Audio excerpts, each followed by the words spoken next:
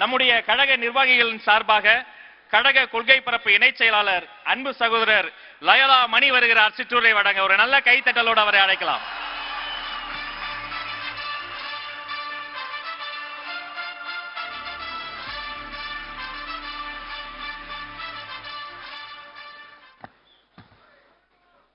பாதையை தேடாதே, பாதையை உருவாக்கு என்று தமிழ்நாட்டு மக்களின் துணையோடு, லட்சக்கணக்கான இளைஞர்களின் படையோடு,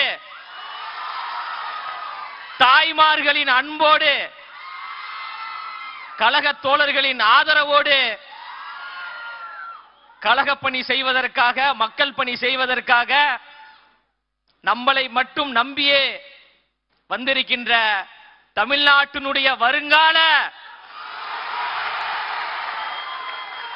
நாளைய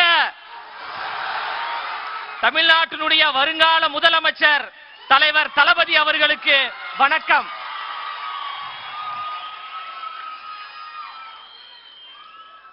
ஏற்றத்தாழ்வுகள் கூடாது, பிரிவினைகள் கூடாது, பாசிசம் கூடாது, பாயாசமும் கூடாது.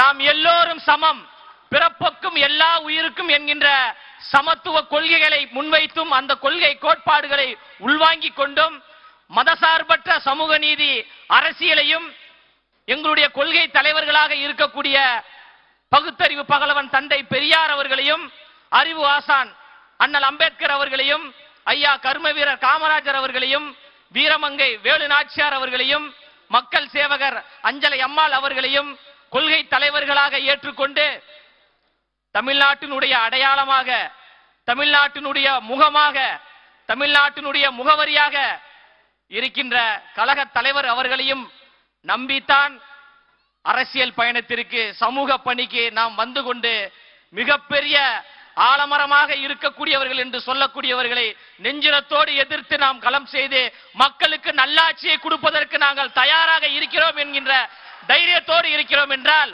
ஒற்றை முகம்தான், தலைவர் என்கின்ற ஒரு ஒற்றை முகத்திற்காகத்தான் நாம் பணி செய்து கொண்டிருக்கின்றோம். தலைவனுடைய முகத்தை பாருங்கப்பா, முதல்ல எங்க தலைவனின் சிரிப்பை பாருங்க. எங்க தலைவனின் முகமும் எங்க தலைவனின் சிரிப்பு தான் எங்களுக்கான ஆயுதம், எங்களுக்கான அடையாளம். இந்த அடையாளத்தையும் இந்த ஆயுதத்தையும் வைத்து 2026 தமிழ்நாட்டில் தமிழக வெற்றி கழகம் ஆளுங்கட்சியாக இருக்கும் இருக்கும் இருக்கும் என்பதில் எந்த மாற்று கருத்தும் கிடையாது.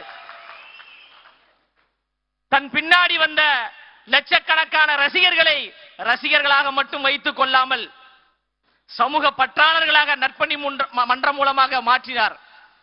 சமூக பற்றாளராக மாறியவர்களை அப்படியே விட்டுவிடாமல் மக்கள் இயக்கத்தை உருவாக்கி அரசியல் மயப்படுத்தினார்.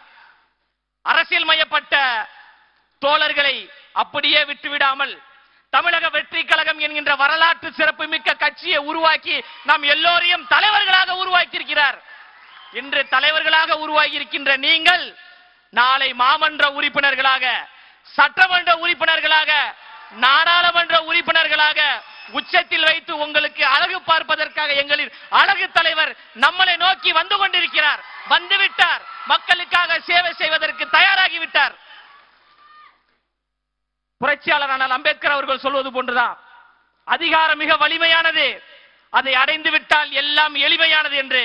அந்த அதிகாரத்தை தலைவர் கைப்பற்றுவார், சமூக நீதி ஆட்சியை உருவாக்குவார், சமத்துவ ஆட்சியை உருவாக்குவார், இந்த மண்ணுக்கான மக்களுக்கான ஆட்சியை நிலைநிறுத்துவார். அதில் எந்த மாற்று கருத்தும் கிடையாது. தியாக உணர்வோடு நமக்காக வந்திருக்கின்றார், தமிழ்நாட்டு மக்களுக்காக வந்திருக்கின்றார். நிறைய பேர் சொல்றாங்க இவர்கள் எல்லாம் ரசிகர்கள் கூட்டம், இவர்கள் எல்லாம் வந்து நம்ம சாதாரணமா கையாண்டு விடலாம், சாதாரணமாக அணுகி விடலாம் என்று நினைக்கிறாங்க. அவர்களுக்கு ஒன்றை மட்டும் நான் சொல்லிக் கொள்கிறேன். காற்றாற்று வெள்ளத்தில் கரைந்து போவதற்கு நாங்கள் ஒன்றும் களிமண்கள் கிடையாது. அந்த காற்றாற்று வெள்ளத்தின் திசை வழி போக்கையே மாற்றக்கூடிய கரும் பாறைகள் என்பதை யாரும் மறந்துடாதீங்க. அவர் என்ன சாதாரண தலைவரா? அவர் என்ன சாதாரண தலைவரான தமிழ்நாட்டில் சரித்திரத்தை ஏற்படுத்தக்கூடிய ஒரு தலைவர், வெற்றி வீரராக மாண்புமிகு தலைவராக, மண்ணின் மைந்தராக, பச்சை தமிழராக, நம் வீட்டில் இருக்கக்கூடிய அண்ணாவாக அண்ணாவாக அண்ணாவாக வருகிறார். எவ்வளவு அடக்குமுறைகள் வந்தாலும், எவ்வளவு ஒடுக்குமுறைகள் வந்தாலும் அதை சந்திப்பதற்கு நாம் எல்லோரும் தயாராக இருக்கிறோம். நம் உயிரை கொடுத்தேனும் தலைவரை அந்த அரியணையில் நாம் அமர்த்துவோம் என்பதில் உறுதியாக இருப்போம்.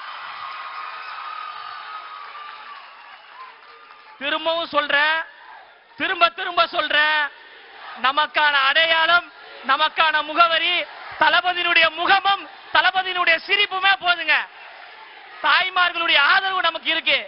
அதனால யார் நினைத்தாலும் யார் தடுத்தாலும் தளபதி அவர்கள் சென்ட் ஜார்ஜ் கோட்டைக்கு முதலமைச்சராக செல்வதை எந்த கொம்பாதி கொம்பனாலும் தடுக்க முடியாது.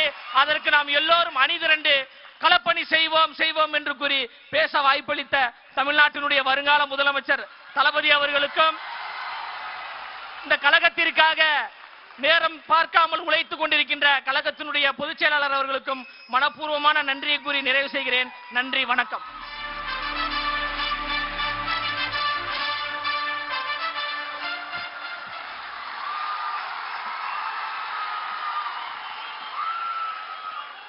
மணி தம்பிகிட்ட பிடிச்சது என்னன்னா, தலைவரே வெக்கப்பட வச்சீங்க பாத்தீங்களா? சூப்பர், வாழ்த்துக்கள் வாழ்த்துக்கள். ஒரு கவிதை போல அமர்ந்திருக்கிறார் இந்த மனிதர். எல்லா விஷயத்திலும் முதன்மை, ஆனால் எப்போதும் எல்லோருக்கும் எளிமை. அதுதான் எங்களுடைய தலைமை.